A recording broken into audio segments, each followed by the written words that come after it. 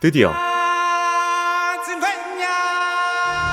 A lion was born without a drop of nobility in his blood.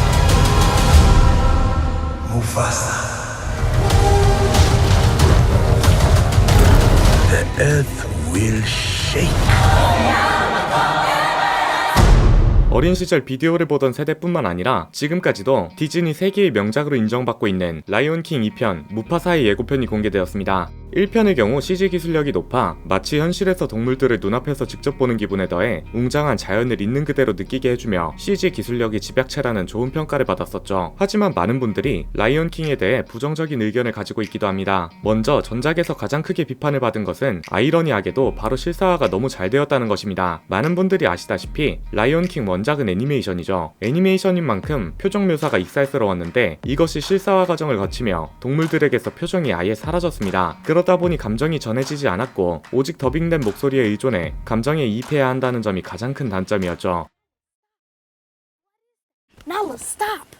What is that? 그리고 실사화의 단점이 하나 더 있었습니다. 그것은 바로 애니메이션의 과장된 기법을 적용할 수 없었다는 것이죠. 최근 들어 이전에 비해 애니메이션에 대한 수요가 꽤나 높아졌는데요. 많은 분들이 아시다시피 애니메이션만이 가질 수 있는 역동적인 느낌이 있습니다. 하지만 실사화를 거치다 보니 그 역동성을 느끼기가 어려워졌고 그나마 카메라 무빙을 통해 역동성을 보완하려 했지만 생각보다 다큐멘터리 같은 느낌이 강하다며 아쉬워한 관객들이 많았죠. 그런데 놀랍게도 한국 관객 수는 거의 500만에 이르는 데다가 그렇게 많은 관객이 봤음에도 평점이 8점 중후반대를 기록하고 있죠. 다시 말해 생각보다 재밌고 장점이 많은 작품이었기 때문에 비판할 수 있는 지점이 명확했고 후속작으로 공개될 무파사는 이런 점들을 보완해서 나올 예정이라는 것인데요. 더 흥미로운 것은 이번 영화가 단순히 라이온킹 애니메이션을 3D로 만든 것이 아니라 완전히 새로운 영화라는 것입니다. 라이온킹 영화는 1994년에 개봉했는데요. 올해로 30주년을 맞아 무파사와 스카의 어린 시절을 다루는 라이온킹 프리퀄을 내놓은 것이죠. 게다가 어색했던 감정 표현들이 굉장히 자연스러워졌다는 평이 주를 이루며 디즈니의 애니메이션 실사화에 대한 기대가 굉장히 높아진 상황입니다. 그럼 예고편을 살펴보며 관전 포인트와 달라진 점들을 알아보겠습니다.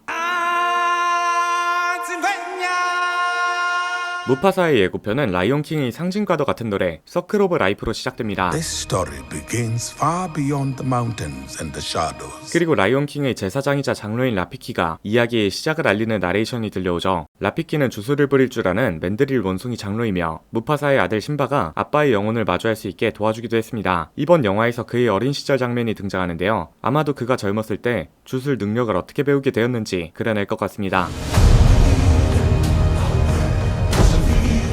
그리고 전편과 달리 황폐한 자연이 보이는데요. 그 중에서도 라이온킹의 악역으로 고정된 하이에나가 보이는 것을 알 수 있습니다. 라이온킹에서 무파사의 왕국 프라이드랜드는 생태계의 균형을 맞췄을 때 비옥한 땅이 되는 특징을 가지고 있는데요. 이 생태계의 균형을 무너뜨리는 것이 바로 하이에나입니다. 하이에나의 무분별한 사냥으로 인해 생태계 균형이 무너지는 것인데 이는 애니메이션에서도 확인할 수 있죠. 무파사가 프라이드랜드를 지배할 때와 달리 하이에나 무리를 데려온 스카가 지배할 때는 땅이 황폐화되고 사냥할 동물조차 사라지게 되었죠. 그리고 무파사와 스카가 어린 시절 이런 황폐한 땅에서 자랐으며 아마 이 황무지를 비옥한 땅으로 만드는 과정이 나올 것 같습니다. Without a drop of nobility in his blood. 그리고 드디어 무파사의 어린 시절이 등장하는데요. 확실히 실사화에 집중했던 전편보다 얼굴에서 표정이 더 잘 드러나도록 보완된 것을 알 수 있죠. 애니메이션처럼 표정이 완벽히 그려지진 않았지만 이번엔 웃는 사자의 표정을 그려내는데 성공한 것처럼 보이죠. A lion who would change our lives forever. 앞에 나온 황폐한 땅과 달리 비옥해진 땅이 보이고 웅장한 사자와 함께 등장하는 그 이름 Mufasa. 이 어린 시절의 무파사가 황폐한 땅을 비옥하게 만들었다는 것을 암시하고 있죠. 이어서 두 마리 어린 사자가 하마들의 공간에서 뛰어노는 것이 보이는데 여기는 빅스프링이라는 공간입니다. 라이온킹의 스피노프 라이온 수호대라는 TV 애니메이션 속 장소이며 하마들이 지내는 공간이자 악어들이 먹이를 위해 침공한 장소이죠. 그리고 이 장면 속 아기 사자 중 한 마리가 약간 하얀 것을 알 수 있는데 전편에서 스카가 색 빠진 사자로 나오는 것으로 보아 무파사가 형제인 스카와 함께 모험을 떠난 것으로 보이죠. 그리고 악어떼에게 쫓기는 성체사자가 등장하는데 아마도 무파사의 아버지 아하디가 무파사를 구하려다가 희생하는 장면일 것으로 추정됩니다. 무파사의 아들 신바가 어린 시절 자신을 대신해 희생당한 무파사를 잃고 방황했던 것처럼 무파사 또한 아버지를 잃고 한 단계 성장하는 모습을 보여줄 것으로 기대되죠. The earth will shake. shake. 그리고 아프리카의 진정한 깡패 코끼리들이 무더기로 등장하고 그 안에서 헤매는 무파사의 모습이 보이는데요. 아마 여기서 코끼리들과 인연이 쌓여 애니메이션에 등장한 특이한 장소 코끼리 무덤의 기원이 밝혀질 것 같습니다. An elephant graveyard is no place for a young Destiny. 여기 두 마리 사자가 뛰어노는 장면은 무파사가 자신의 부인 사라비를 만나게 되는 이야기를 그려낼 것으로 보이며 무파사의 최측근이자 무파사의 왕국 프라이드랜드의 보좌관 자주 또한 등장합니다. that King Mufasa's on his way. Awaits you. 그리고 무파사가 돌아가신 아버지를 만나는 것처럼 보이는 장면이 있는데 드디어 이 장면을 살려냈습니다. 전작에선 심바가 죽은 무파사를 만나는 장면이 너무 현실적으로 그려져서 감동이 없었는데요. 무파사가 죽은 아버지를 만나는 이 장면은 시각적으로 완벽하게 보완되었다는 걸 알 수 있죠.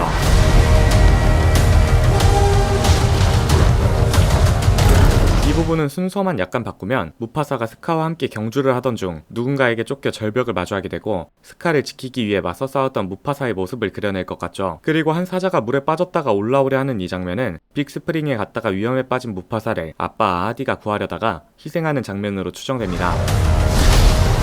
그리고 뜻밖에도 티몬과 푼바가 등장하는데요. 이 둘은 애니메이션에서 무파사와 만난 적이 없었습니다. 하쿠나 마타타를 부르며 무파사의 아들 신바를 키웠을 뿐이죠. 그런데 이미 이들이 구면인 것이 밝혀진 데다가 서로를 적대하는 것처럼 보이는데 과연 어떤 일이 있었던 것인지 궁금해지네요.